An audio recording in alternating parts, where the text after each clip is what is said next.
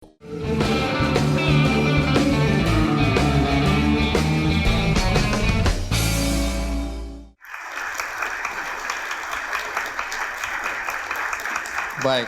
soal ide kreatif dan inovasi ya.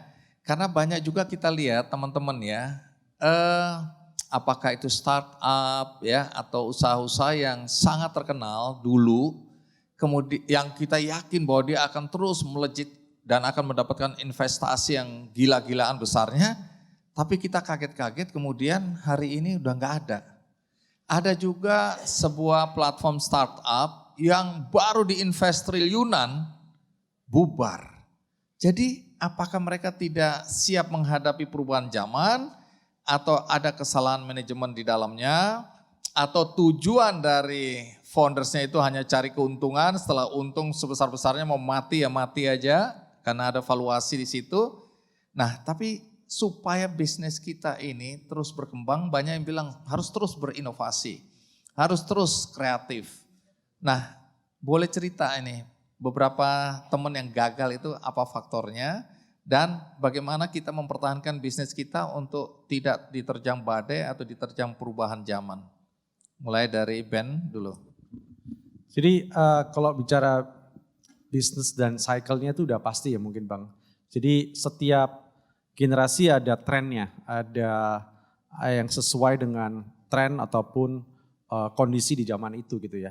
Dan saya kalau ngelihat memang kita ini menuju sebuah era yang makin cepat perubahannya. Di compare sama mungkin 20 tahun yang lalu kalau industri F&B masih sama aja, industri konten masih sama aja, cuman limited distribusi dan teknologinya juga terbatas. Sementara hari ini yang namanya opportunity makin banyak, yang namanya teknologi juga makin dekat sama kita sehingga konsumen ini juga udah sangat berubah melihat sebuah produk atau bisnis, cara mereka mengkonsum dan semuanya. Jadi menurut saya memang kunci yang paling penting adalah mengenal konsumen itu sendiri dengan membuat produk atau bisnis kita itu relevan ke depan mereka.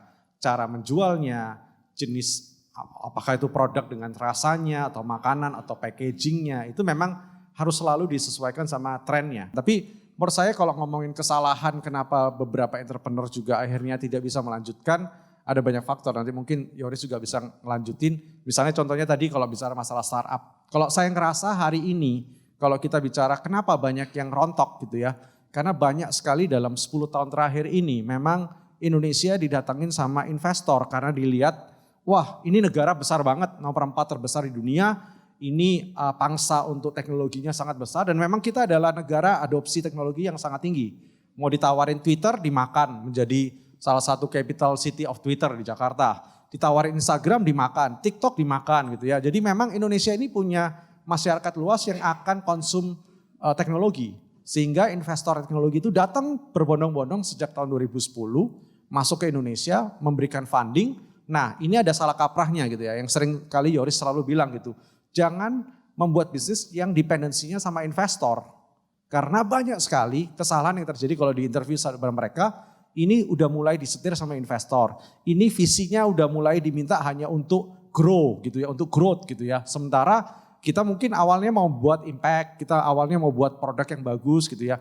Tapi nggak mau mencapai profit karena for the sake permintaannya investor untuk growth. Untuk supaya produknya cepet-cepetan dikenal sama publik, terus setelah itu mereka bisa dijual dengan harga yang tinggi.